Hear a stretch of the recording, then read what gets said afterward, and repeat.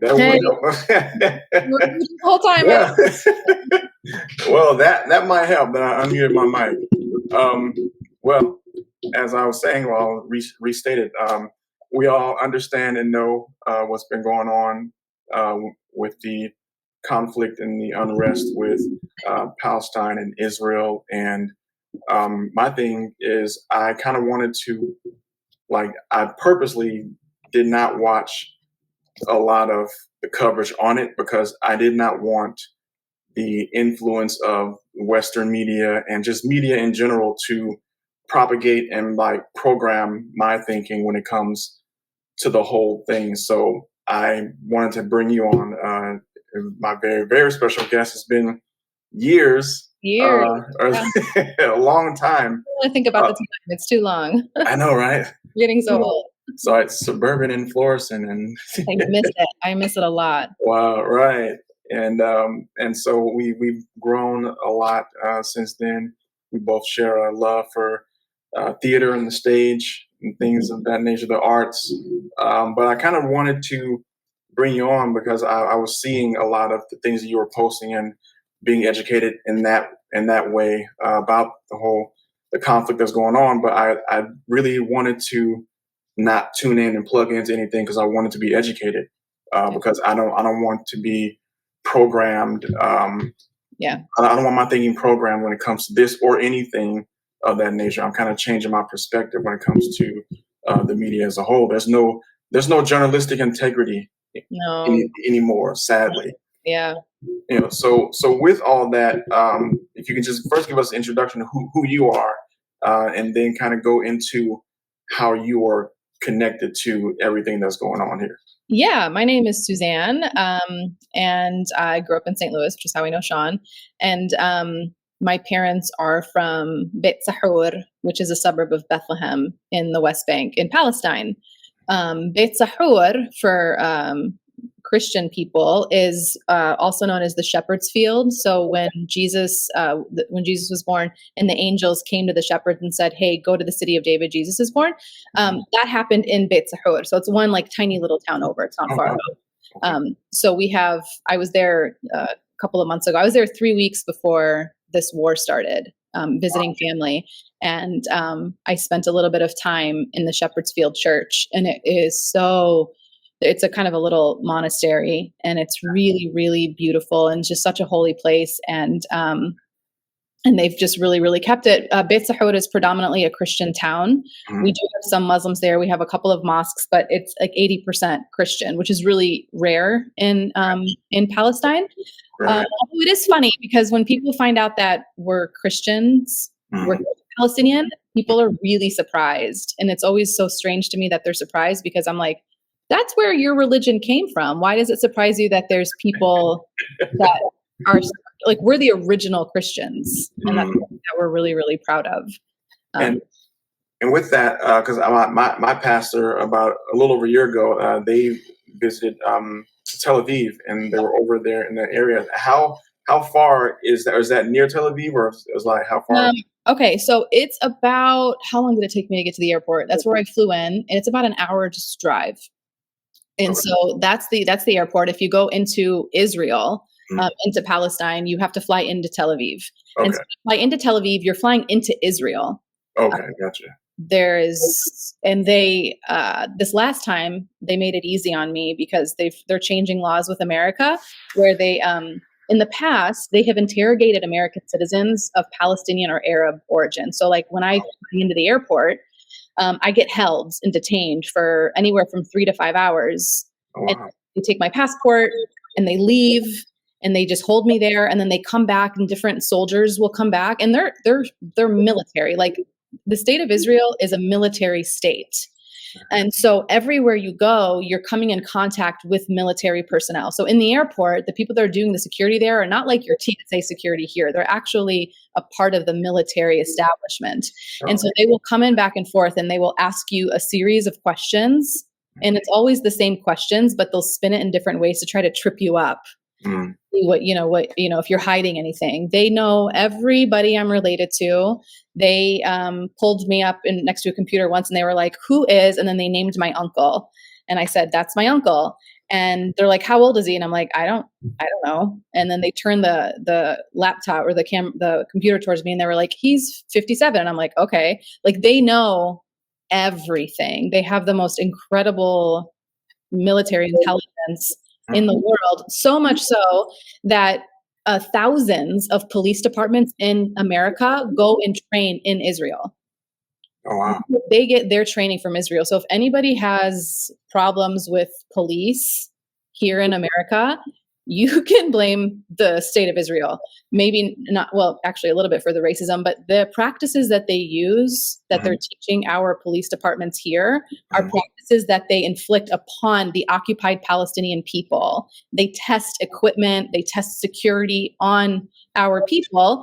And then somebody, from Ferguson, let's say, a police department from Ferguson or wherever, will come, and then they'll get that training. How have they learned that? They've learned it from subjugating our people. This is why we have such a special connection with the Black Lives Matter movement, or just with Black people in America in general, because a lot of the struggles are kind of similar. Okay. And so with that, you were, and going back to what I did not know, I was surprised with some of the things that my pastor was telling me when he came back from Tel Aviv, that, because you were just saying it was like a kind of conflict of, like, he was saying when they were there, I guess maybe just the areas in which they were in, there were not a lot of Christians occupied in that area. Like, a lot of the sites, the traditional sites of Jesus and things like that, he said they were like, those areas are like tourist attractions, like the arches to St. Louis. Yeah. And so you were saying that, like, that small area populated by a lot of 80% Christian. And so it's like, is it like sectors there where more Muslim or more Christian? So when he went into Tel Aviv, he's inside of Israel proper. So that means in the holy sites there, like, I don't know if it's not in Tel Aviv, but if you go to, like, the Sea of Galilee, if you go to Canaan, if you go to the Mount of Olives, all of that, those are going to be inside of Israel proper. So tourists are going to go there, and they're not going to come across Palestinians. They're not going to come across Palestinian Christians. They're going to come across Israelis, whether they're mostly Jewish, but you can be Jewish and be secular. So I'm not saying that they're necessarily religious people. Right. There are a lot of religious Jews there, of course. But you're not going to come in contact with Palestinians. And so the only place, if you're going to visit holy sites in Palestine, the only place that you're going to come in contact with Palestinians are inside of Jerusalem and Bethlehem. And those are, you have to cross out of Israel and into the West Bank. Getting into the West Bank is very, very weird, because the West Bank is not one continuous plot of land. And I don't know if you could, like, in this show a map of this at any point when you're editing, but if you look at a plot of the plot of the West Bank, it's not like, oh, we have the West Bank and we have Gaza, and then Israel has everything else. They have infiltrated the West Bank. So within the West Bank, supposed to be Palestinian only, they have illegal settlements. So what this means is there are people from all over the world. Like, you could be from Santa Monica, and if you have any Jewish ancestry whatsoever, the state of Israel will pay you to come and live there on stolen land. Like, if it was you could come, you could take over my grandparents' house. And I'm not kidding. Like, they actually, like, remove people from their homes and go, this is mine now. And they're backed with military might. They will also give you weapons to, quote, protect yourself from the native population who you have kicked out.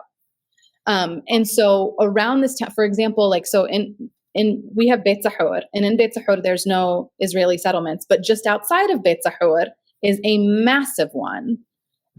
We call it Abu Ghneim. I don't remember the word in Hebrew, but they have, in order to access that settlement, and the settlements are really beautiful, they're really modern, they have water, and the water oftentimes is diverted from Palestinians to the Israelis so they can have water, and, like, our water will get cut off in order for them to have water.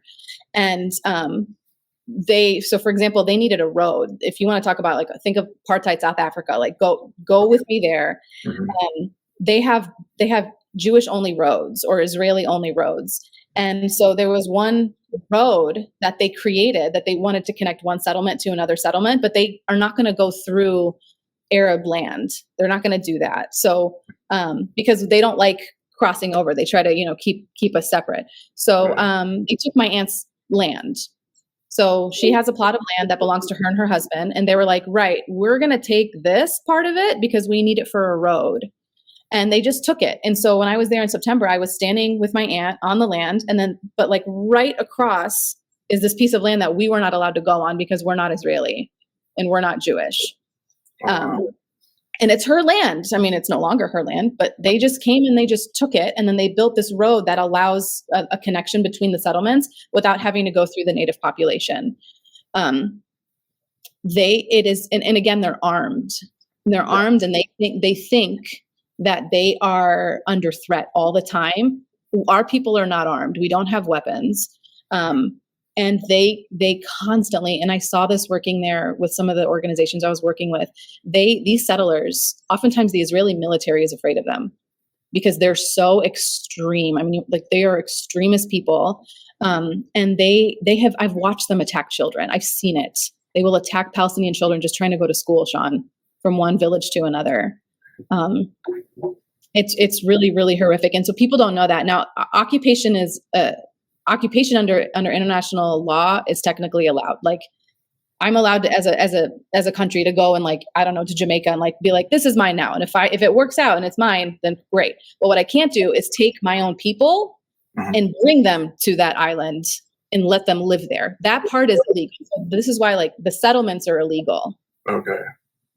And so these are Jews who are doing this, correct? They're Israelis. Oh, so, the Israelis, I'm sorry. Here's one thing, and the reason I want to make that distinction is, yes, they're Jewish, but this doesn't mean that all Jews are doing this. Right. Our biggest supporters, Sean, are our Jewish brothers and sisters. You have organizations like Jewish Voice for Peace and Rabbis for Human Rights, and they're the ones that are at Capitol Hill right now getting arrested on our behalf because they go, their thought, which is so beautiful, is they were like, the Holocaust really happened. This really, really horrible thing happened to our people. And you want to, in our name, inflict it upon another group of people? How dare you? How could you do that? And so they refuse. They say, when we say never again, we mean never again for anybody, not just us. Okay. And it's such a beautiful, beautiful sentiment. Now, Zionist is a political ideology where they are trying to get an ethnocentric Jewish state. Mm-hmm. It's incredibly racist, and they are using a group's religion in order to inflict occupation and genocide and ethnic cleansing on another group of people. So our problem is, like, you can be Jewish, we don't care, but if you're a Zionist, being a Zionist means that you are okay and willing to have the displacement of an indigenous population in order to have this ethnocentric state that you want. Gotcha. So am I correct in understanding that Jews and Israelis are, like, different? Yeah. Okay. And here's the thing, like, most Israelis are Jewish of some way, shape, or form. Mm-hmm. And again, like I said, there's always, like, secular Jews and super, super Orthodox Jews. Like, it's, there's a spectrum, but not all Jews are Israeli and not all Jews support Israel. Okay, gotcha. Because if we allow Western media and things to kind of program our thinking, they'll make us think, because I was under the impression that Israelis are Jews, as far as, like, just in general, like, panoramic view, kind of, if you cluster them up, if you will. Like, yeah, so it's sort of like Israelis are Jews, but not all Jews are Israelis. Okay. Not all Jews support Israel, but they want a predominantly Jewish state. So they're bringing Jews in from all over the world to live there, everywhere from, like, Ethiopian Jews to Russian Jews to Santa Monica Jews, just everybody. I have a Jewish friend who, so there's this thing called birthright. Have you heard of it? Mm-hmm. Okay. For people who don't know, a birthright is, it's a free trip to Israel if you're Jewish, if you're a young Jewish person. And basically what it is they come and they go like, look at this beautiful land, and they take you to nightclubs and they take you to the beaches and they take you out and it's sightseeing and it's like really, really fun. And you're hanging out with other, fellow Jews and you meet people and it's really great. And you don't ever see the occupation. You never see the wall that is built around the West Bank. You never see Gazans. Like, you don't see any of that. They just show you all the really beautiful spots. It's very European. They show you all that. And so my friend had gone before I knew him as a young man, and they took him to the Holocaust Museum. This is his story. And of course, the feelings you get going to a Holocaust Museum, whether you're Jewish or not, is like, it's really intense. It's really heavy. I took a semester of the Holocaust in school at Webster, and I cried every day. Like, it's just the worst thing that's ever happened to human beings. And of course, they have a center in Israel, a museum. And so my friend goes to this museum with a group of people, and you're just so moved because this is like your ancestry, and it's just awful. And then from there, they took him to a gravesite where soldiers have died, or this is a gravesite for the military. And they're like, look, like, we need you to come here and we need you to defend a land because we need this land for Jews. Like, we don't have a home. And, and they say all this stuff and they like play on your feelings.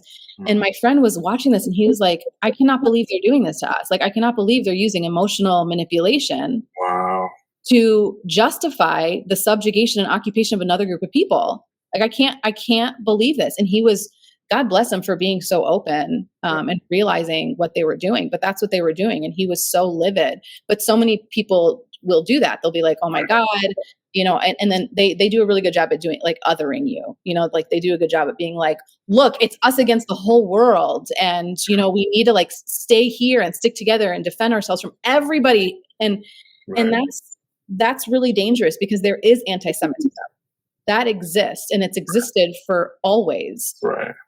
But they're using that to then subjugate another group of people that actually causes more anti-Semitism. Gotcha.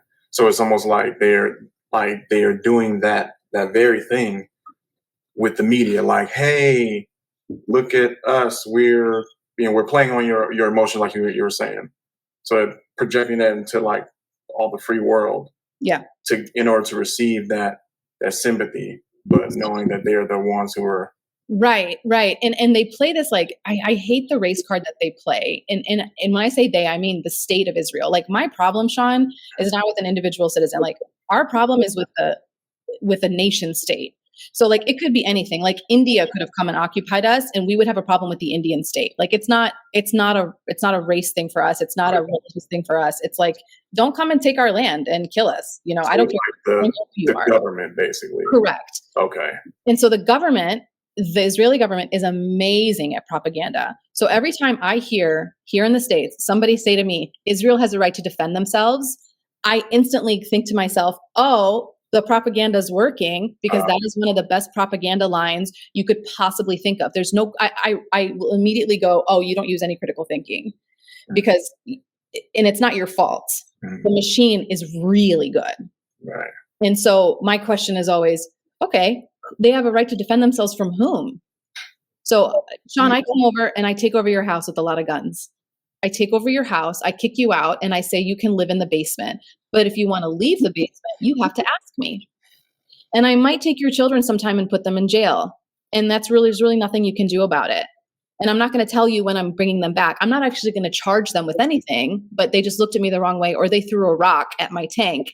And so I'm going to put them in prison. Now, if you and your wife decided that you were going to fight back, do you have a right to fight back? Naturally. Yeah.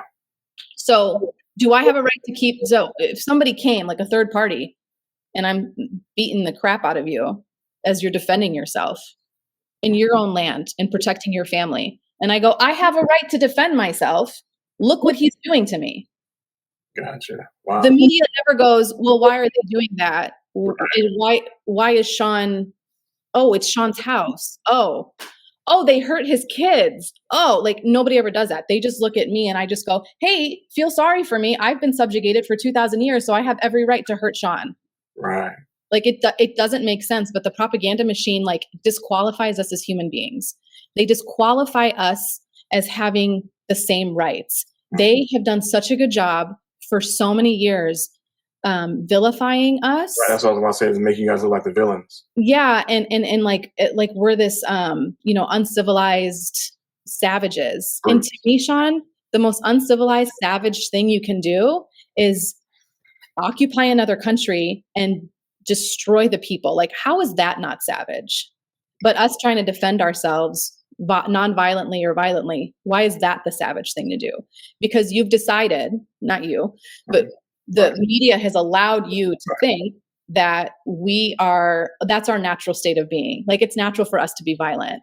Right. And this is where we have a lot in common with Black Americans. Yes. They expect, oh, like, you see a Black man walking down the street, what are you going to do? You're going to lock the car. Oh, because you were so scared, but like, are you going to do that if a white guy walks by? Like, probably not. Right. Like, because we've been taught that Black people are more violent. Right. And they yeah, and it's the same exact thing. So they expect us to be violent. And then when we are violent, because I don't know, you came and took over my house and hurt my kids, so I fought back. They're like, see, I knew it. I knew they were violent. This just proves it. And that confirmation bias is something that people really love, because people don't want to know that everything they've thought their whole life is a lie. Right. Really hard to take in. That's crazy, because I remember I had a conversation with a guy years ago, and he was saying that, I guess when he first came down here to St. Louis, he had not really been exposed to people of color. Mm. And let him tell it, he was going off of and then treating people of color based on what he saw in media, in the news, more specifically. Bad, violent. Right. And when he encountered myself and some, in this public place, it's like, we were all, fairly intelligent people who were laid back. And he was like, oh, so this is not how media portrays you. Yeah. And so it kind of opened up, because he's like, and especially a friend of mine, she had an encounter similar, to where she had to represent an entire culture of people 100%. to one person. Yeah. And she said, he was like, oh, so it's like you all. He was using terms like you and them. You're not like them. It's like, wait a minute, I am them. So it's like you're viewing me from the lens of what the media has chosen to show you. Mm-hmm. But in the meantime, media will not show you the history of white America in their savagery and the things that they've done. So now I understand. So it's very much alike. See how you guys like link with people of color here in America. It is. And I have people, and this part's weird. The thing that's always been like just really bizarre to me is people have an opinion, and I posted this the other day. People have an opinion about my existence. Like, people will learn that I'm Palestinian, and then they'll be like, they'll have an opinion about us, even though they've never met one. Because they have been saturated so much with the media that they've already decided Israel good, Palestine bad. Mm-hmm. And so I've had people go, there's no such thing as Palestine. How are you Palestinian? And, oh, you hate Jews, like, right? That's like a thing, right? And I'm like, oh my God, okay, no. Wow. Okay, here we go. 101. We don't hate people. We don't hate people. Like, right. But in the fact that, like, I have to justify my existence, and the fact that I have to be like, hey, just because you don't like a political organization like Hamas, you do realize that you've killed 7,000 babies in 7 weeks. Like, you do realize that that's, even, let's say they're the worst group of people in the world, Hamas, you still killed 7,000 babies in 7 weeks. Like, in what world is that okay? And here's the thing, Sean. On day one, October 7th, October 8th, when Hamas attacked Israel, I think it was CNN that reported this. I might be wrong, but a journalist came out and said that Hamas beheaded 40 Israeli babies, and later took it back because she realized that wasn't true. But it was too late. Too much damage had been done. And everybody, Americans in particular, were up in arms that 40 fake babies were beheaded. Wow. And we never got over this. We're still fighting that propaganda. But let's say it's true. Why are you so mad about 40 babies? And you should be, if that was really true. It's now been proven false, but just play with me here. Mhm. Let's pretend that really happened. Why aren't you mad that 7,000 babies have been killed? It's because Israeli lives matter more. Mm. It's like, there's honestly, give me another reason, because we can't see another reason that you can be mad about 40 now not even real babies, Right.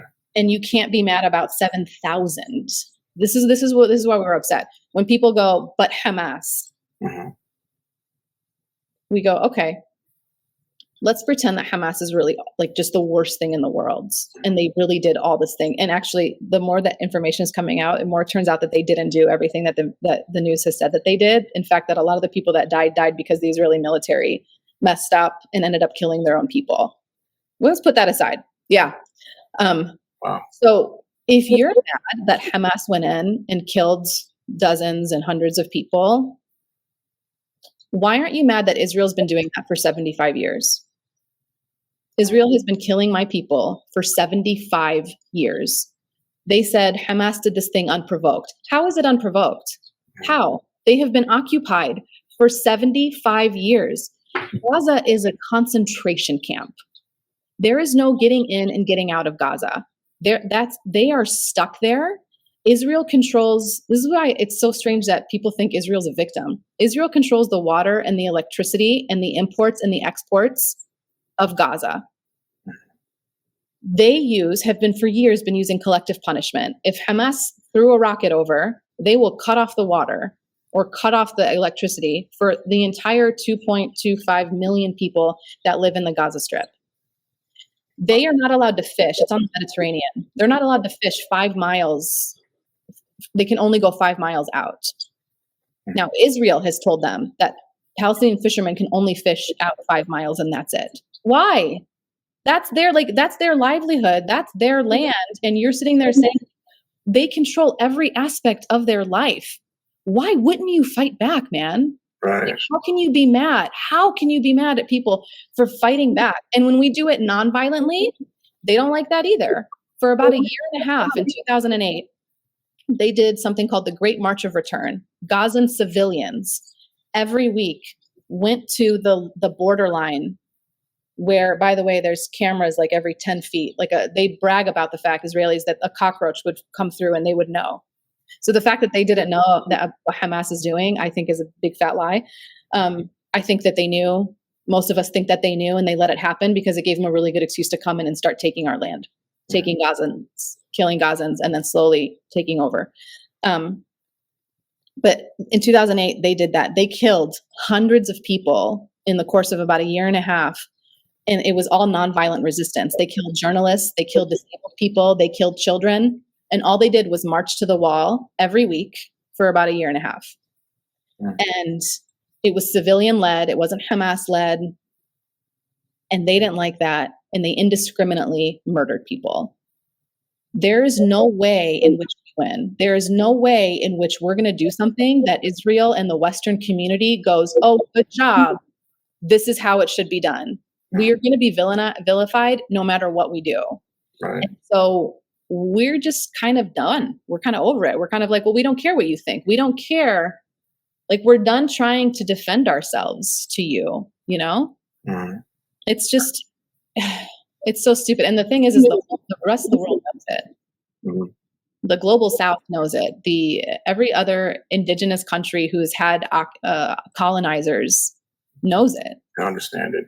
Mm-hmm. And my thing was, man, it's crazy. It sounds so mirror-like with people of color here in the United States. 100%. One of the things, so am I understanding correctly, the persons who occupy the Gaza Strip is mainly Palestinian. Is that correct? It's all Palestinians inside of the Gaza Strip. Yes. Okay. And so they occupy that land, and so Israel, again, is not. They don't occupy it. They just live there. They're just citizens of that area. Okay, gotcha. And so it's the Israeli government that's imposing or the state that's imposing all this negative violence and all this other kind of stuff, shutting off electricity, shutting off water supply, Correct. really delegating you can only go 5 miles out fishing. Right. It's like you're kind of trying to starve us to death, and you're kind of trying to kill a whole nation of people. Yeah. Or like have them under your thumb to where you can say, hey, it's big you, little them, because you control those resources. And yet they call themselves the victims. Yet they say we have to defend ourselves. And I think it plays to the heartstrings on the place of the emotion of Americans in the West, because Israelites, they're God's people and God's chosen, but it's like there has to be a delineation, a separation between, okay, Israeli, the government and the state, and the politics, versus the actual people. Let me ask you this. Would it be a shock to think that in a government, and we all know governments, like my friend the other day was like, you should run for office. And I was like, oh no, because either you start corrupt and you're going after power, or you end up corrupt. Like there's nobody in office that like just does a good job. And if you are a really good person, it's impossible to do a good job. Like there's just no way. Right. So knowing that about politicians and knowing what the Israeli leadership is like, is it possible that they look at Christian Americans and go, we're gonna take advantage of what they think, and we're gonna, do you know how much money evangelical Christians give the state of Israel? I mean, they manipulate the feelings of Christian Americans so much. They are playing you. They are playing you and saying, oh, poor us, we're God's people, give us all this money. And they turn around and they use that money to subjugate, who? Your Christian brothers and sisters in Palestine. Among also, the Muslims too. But like we're the Christians in Palestine are Palestinian. And yet the evangelical church and the Christian churches in America would rather support the nation state of Israel than their own brothers and sisters in Christ. And they know this, and they're manipulating the churches in America and making you think that they are, to your point, God's chosen people is not a freaking government, man. Like Jesus was radical. Like Jesus lived under occupation. And what did he do? He fought occupation. The Romans were occupying them, and he was like, absolutely not. And I read this book, I really like it. It's called Jesus, the Third Way. And it talks about, I worked with a peacekeeping team, a Christian peacekeeping team in 2008, and they had us read it. And it talks about how Jesus was it's like a social justice warrior. And there was like a really funny example where, remember in the Bible when, I can't remember who it was, but there was somebody had a demon inside of him, and then they cast it out and it went into the pigs. Oh yeah, yeah. And then the pigs, I don't know, they ran off a cliff. Yeah. Okay. Now, reading the history and the times of that, Jews didn't eat pork, right? Mm-hmm. Okay. But the Romans did. So Jesus killed off their food source. And, and he would do stuff like that because he was a radical and he understood occupation. And it's just so funny and weird to me that Israel knows this, is making you feel, manipulating your heartstrings, feel this way, to then subjugate a group of people who, by the way, believe what you believe. It's really, really messed up. It's really hurtful, to be honest with you. It really hurts because I grew up in an evangelical church, and people would say to me, yep, your family's going to die. And I'm like, what now? And they're like, yeah, they're on the wrong side. And I'm like, but they can't support Israel. They are killing our people. Like, why would we support them? And they're like, sorry, they're on the wrong side. They're going to die. How, would Jesus ever say that? That is so antithetical to who Christ was that I am really just devastated by the church's response to this. Yeah, and one of the things that got me, because the Jews that are the Christian Jews and the Palestinians, those who understand and know, there's a unity there. There's an understanding. Is that correct? That's as far as, like you said, not all Israelis are Jews and vice versa or something like that. Are there some Jewish people who, because I think I saw a video or something where there were some Palestinians and some Jews. They were coming together like peaceably and understanding that, hey, this is not right. Is there any validity to that there are some Jews who understand the plight and are seeing that this is not right? Oh God, 100%. There are, I think one of the most interesting ones. There's a group called Breaking the Silence, and they are made up they're a group of Israeli soldiers, former Israeli soldiers. Now, when you live in Israel, being in the military is compulsory. So at the age of 18, you have to join for, it's 2 or 3 years, I can't remember. And these are men and women who served, thought that they were defending Israel, and then went into the military and were like, we're just occupying people. We're just like, this isn't a defense. This is just occupation and subjugation. Oh my God, this is what we're doing. And they're just good people who realized, oh, I don't know. Because you can live an hour away, like in Tel Aviv, or it's an hour away from Beit Zahor, an hour away from the West Bank, and not know what's happening. This is yes. There are people inside of Israel who don't understand what's happening in the West Bank. They really think, they honest to God think that they are in danger all the time, that we are the one, that they're really defending themselves from us. Okay. We really believe that. And then, so because that's what they've been taught. And then they don't actually go to the West Bank. They're not allowed in, by the way, unless they're in, like, living in the settlements. But even people in the settlements are not allowed into the Palestinian parts of the West Bank. They're not allowed. They keep us segregated. So there's no Jews can get into the West Bank. Correct. Well, I mean, unless you're living in the settlements. But if you're in the settlements, you can't like walk into Beit Zahor. They say like, hey, don't. And there's military checkpoints. And also most of them wouldn't want to, because they think they don't want to be near us. Okay. Is it because they've swallowed the as we say, is it because they drank the Kool-Aid? Yeah. Yeah. And the ones that do, they do it violently. They go in there, and this happened. So while all eyes are on Gaza, a lot of really bad things have been happening in the West Bank.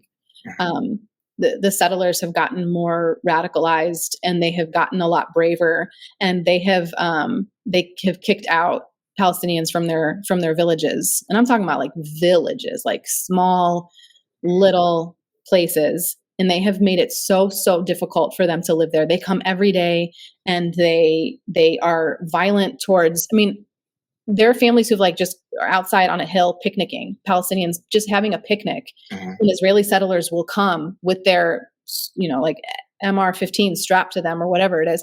And they'll just start terrorizing them. And it has gotten so bad that some of them have fled. But that's what they want. This is what we call ethnic cleansing. And so now they are free to go and build on that land.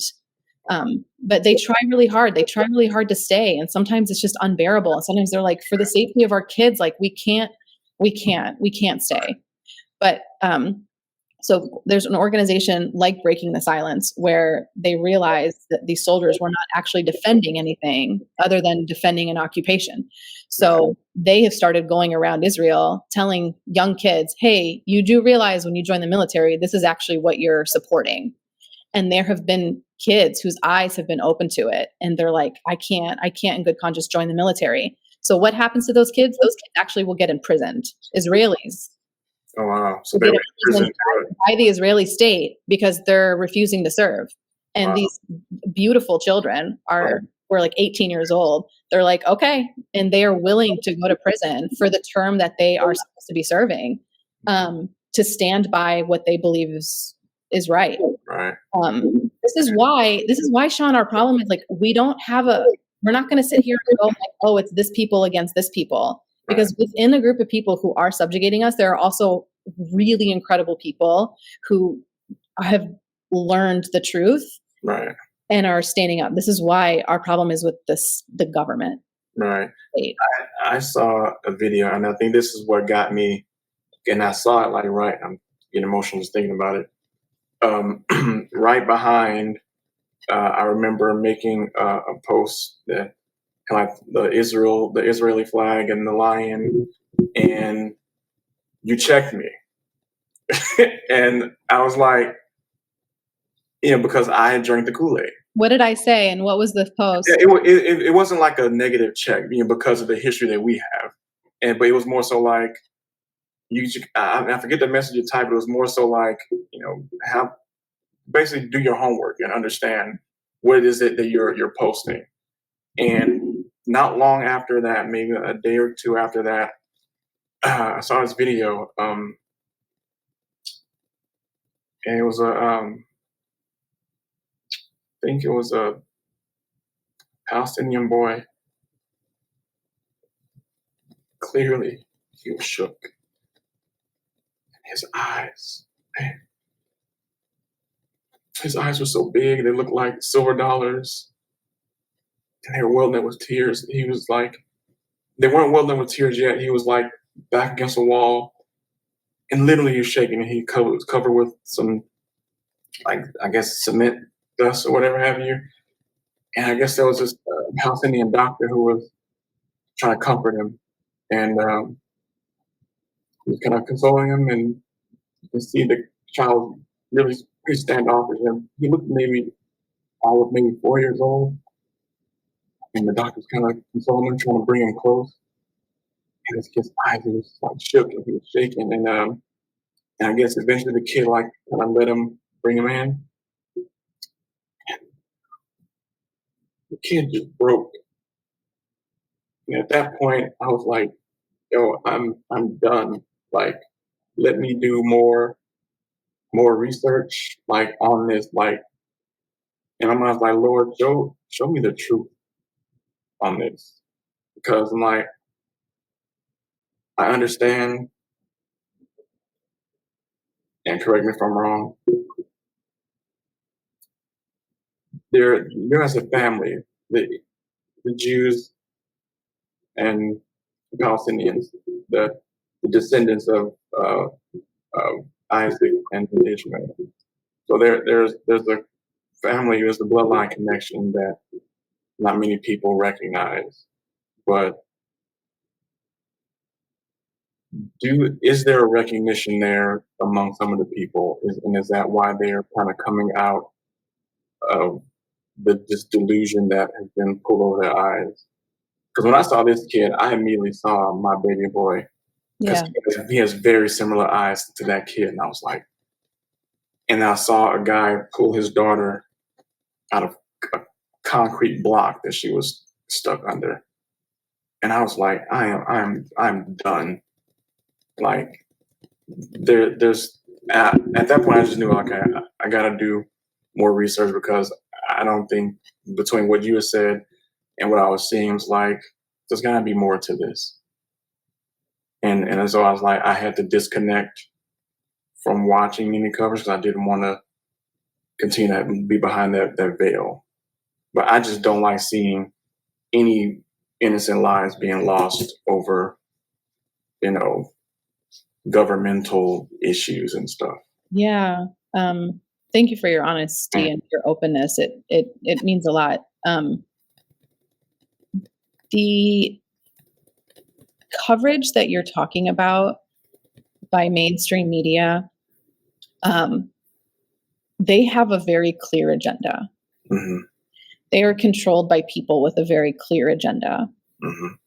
And we can go on and on about why, but know that in Gaza, they're actively, purposefully murdering the journalists. They've killed, I think, 60-something journalists with the press vest, right.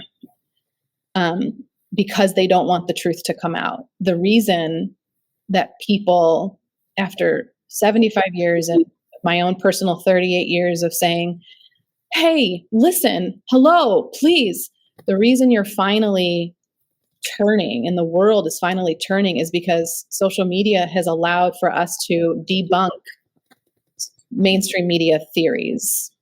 And now you get to see a girl named Bisan in Gaza who every day makes a video and says, hi, it's Bisan from Gaza. I'm still alive. And every day for 58 days, we've watched her get thinner and thinner and more depressed and more depressed. And she used to think that she was getting out of this. And now she's She's like, I don't think I'm going to make it. I just don't see how I'm going to make it. And she's like 23. And this is the story of so many journalists and people who have managed to get the story out when internet is up and running. But this is a people's movement, Sean. We are up against every single powerful person in the world. Elon Musk for 5 minutes was on our side, and people did not like that. And so you know what happened? He went to Israel, and he let Benjamin Netanyahu, the prime minister of Israel, show him around Israel to save face, so he could save face, because he's a coward. Because standing up against Israel and standing up for truth is really, really hard when you are up against every superpower in the world. And this is why this is a people's movement. This is why we're showing journalists on the ground, we're showing people on the ground, and this is why you're able to resonate, because it's real, because it's just so raw. And I know that you're seeing really awful things, and I know that you're seeing stuff that just kind of like is a nightmare, but they're living it. We're just seeing it through a screen. I mean, they're like really, really living it, and they just don't. And you know what they do? They smile. They find moments to just sit around when there's a calm and sing. And it's so beautiful. And it's something that I've always known about my people. And I don't think my people are special. I think that people in just situations find a resilience that people like you and I just won't have, because we're too comfortable. And it has been really a joy and like an honor to say like that blood is in my veins, you know, just to watch how beautiful they are through this struggle. But what they're asking, and Sean, this is what they're saying. They're like, please don't donate. Like, please don't give us money. Like, it's not time for that. Like, just please hear us and please share our stories and please let people know, like, we need you. Like, Sean, we need you. We need every single person outside of Gaza to step up for us, because they're being bombed and they're just trying to survive. And while they're mourning the loss of their children and their parents, they're recording it. And they're recording it oftentimes in English. Why? For you. Because they want you to know and they need you to hear. And they're taking their most private moments and they're making them public because they know that this is what they need to do. Gotcha. And can it briefly explain where Hamas, what role Hamas plays in this, because so that we can get a real and proper understanding of who Hamas is and what the purpose or what their, I guess, call to action, I guess, is. Yeah. Hamas is a political organization. They're in Palestine. They are a political group. They have a military wing, but they are a political organization made up of actually intelligent people like engineers and doctors. People have said, well, they elected Hamas, so all Palestinians are like terrorist adjacent. Now, here's the thing. It actually, and you can look into this. Noam Chomsky, a really prominent Jewish scholar here in America, he has a really great insight on this. But it is to Israel's advantage to have radical groups. Originally, Palestine was they had secular, like, church and state separations within their political organizations.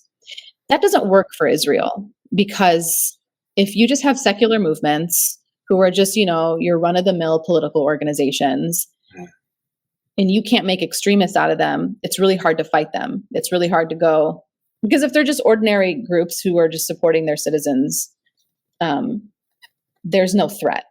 Right. The state of Israel supported the creation of Hamas. The state of Israel funded the creation of Hamas. in the late 80s.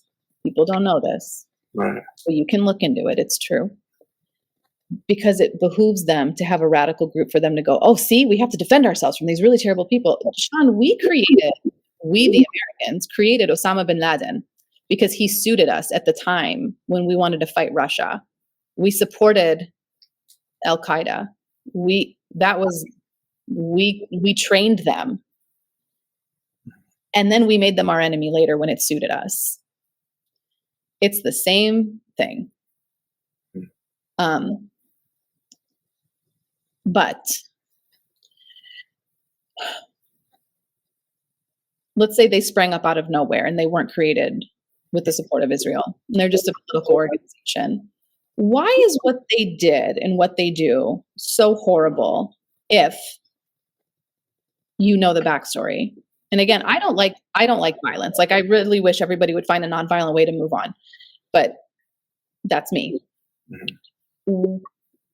What is wrong, to go back to the theory of I took your house from you and forced you to live in the basement and gave you crumbs to eat and hurt your children and hurt your wife?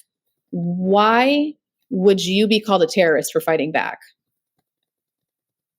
Why? Also, you fighting back with far less superiority and weapons than me.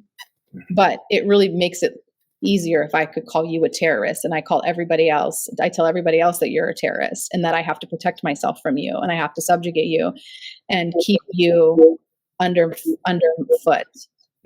This is what they've done. They have decided to call Hamas a terrorist organization so they can continue the occupation of Gaza.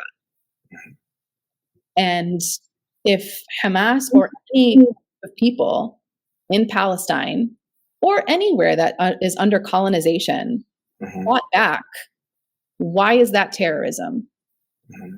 Why? Because you called it terrorism? Because it works to your advantage?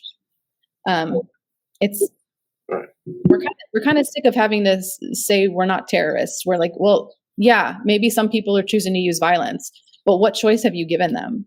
Right. Nelson Mandela, who's a hero, right? Nelson Mandela tried nonviolent direct action.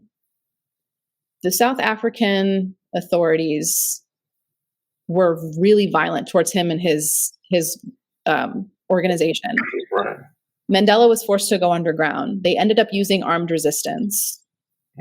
He was imprisoned for 27 years because of this armed resistance. The United States had him listed as a terrorist until 2008. Nelson Mandela was a terrorist in the eyes of the United States until 2008.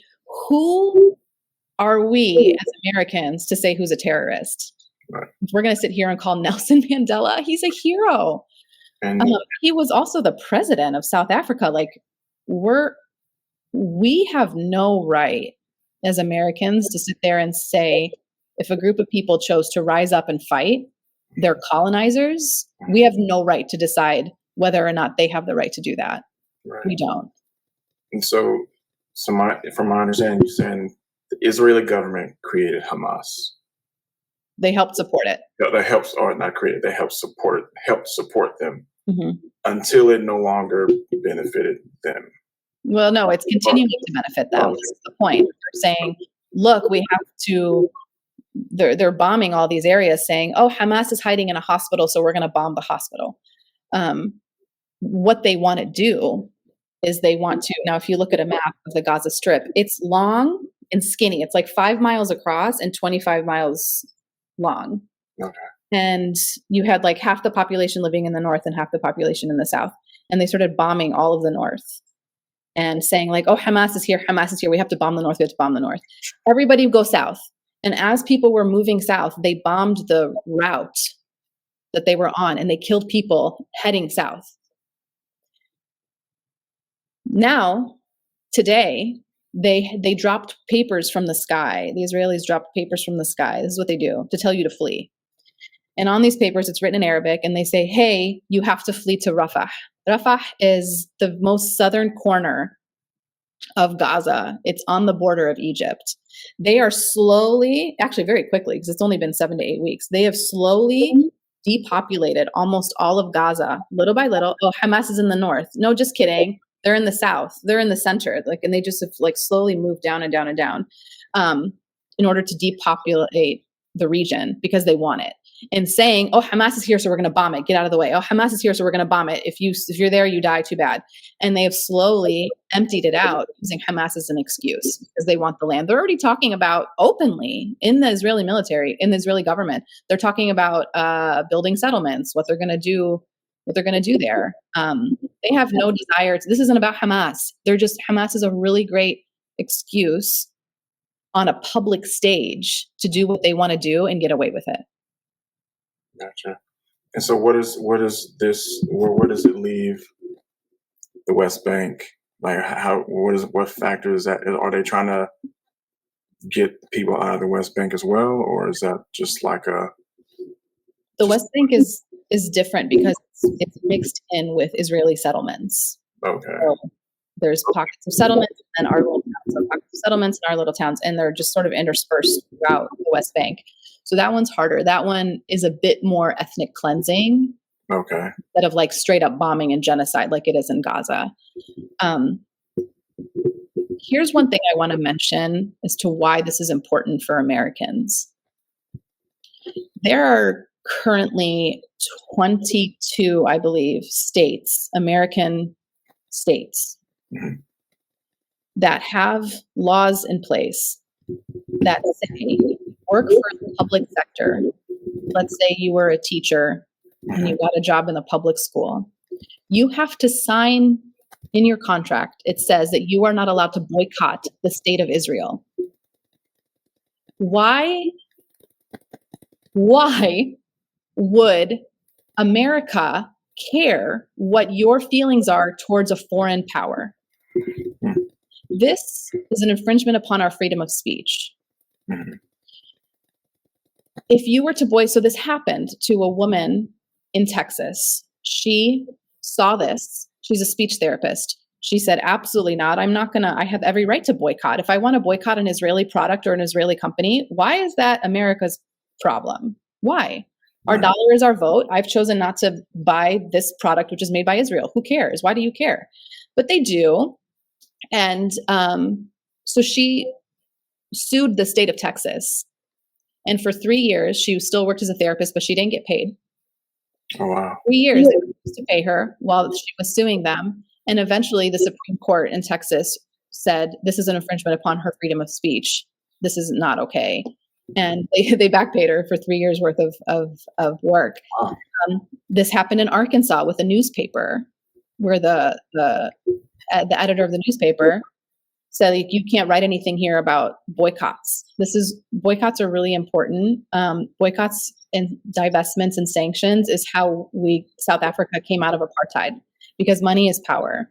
Mm-hmm. The fact that Israel is so scared of our nonviolent movements that they are now, and there's a video you can watch of Prime Minister Benjamin Netanyahu bragging about getting American states to write laws in Israel's favor. The fact that they're doing this just shows how powerful nonviolent movements are, that I think they actually prefer violent movements because they can go, see, they're being violent, look. But when we're just saying, we're not going to give you money, we're going to boycott Starbucks and McDonald's and Pizza Hut and Disney, because these are all companies that support the state of Israel, and we've been watching their stocks drop, that's power. And that's a power that governments don't like. That is a people's power. Right. And so you can sit there and go, look, it's happening on the other side of the world, and I don't really know, and I feel, helpless. But it's actually, they're actually infringing upon our American right, and that's something you should care about. Right. Gotcha. And so as we get ready to wrap up, and I definitely appreciate all the information, because it gives me now homework to do, to study. And I think that's one of the big things we also learn in Christianity. The Word of God tells us to study to show ourselves approved. But even in this manner, study period, and connecting the dots necessary to educate ourselves on the truth of the matter. Mm. And this is with everything. So it gives me a lot, and I would definitely be continuing to throw out and send you questions and things of that nature as I'm actually doing my research and everything. If you can leave um, the Western world, or even the world period, the church world, um, a message concerning this whole matter, what would you say?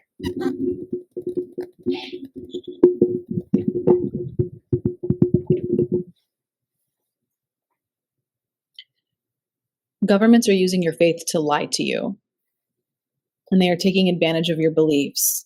And if you really sat down and thought about who Jesus was a Jewish Palestinian refugee. And right now we have Palestinian refugees who are being orphaned, who have lost children. And can you honestly tell me that this is something in his own homeland that he would support? And do you think maybe you need to step back and reevaluate your beliefs and think, you know what, is somebody using my beliefs against me? And have I allowed myself to fall for it? And don't forget that from one Christian to another, if you support Christians, we are Palestinian Christians who are begging the Christian community all over the world, and we're reaching out and we're saying, please hear us, and please help us, and please help us to survive. Gotcha. That's good. And I for one, will definitely realign my focus on that with the information, because I was one. I drank the Kool-Aid because of what everyone says. Rally behind Israel, and it's they're God's chosen people, and this, that, and the other. But it's more so not the Jews, it's people. It's the Israeli government, the power. Yeah, it's not your fault. They did it. They had a very clear agenda. They knew what they were doing, and you don't know what you don't know. And they really wanted you to know one very specific thing, and it's just a very successful propaganda machine. But and as much as sometimes I hate technology and social media, this has been the first time that our voices have really been heard, and it's been quite a blessing. So thank you. Good, good. Well, I do thank you for your time and your information, and I appreciate it. And so I would definitely continue. Follow Suzanne on Instagram. Will you give me your Instagram tag? Oh yeah, it's Suzanne Yatim Aslam. Gotcha. And also, she has the website on display up there. So definitely look into it, because I'm pretty sure are you putting like this information out on your website as well as or it's mostly on social media. I should probably read my website. It's mostly about my authorship stuff, but I'll have to do a page on Palestine for it.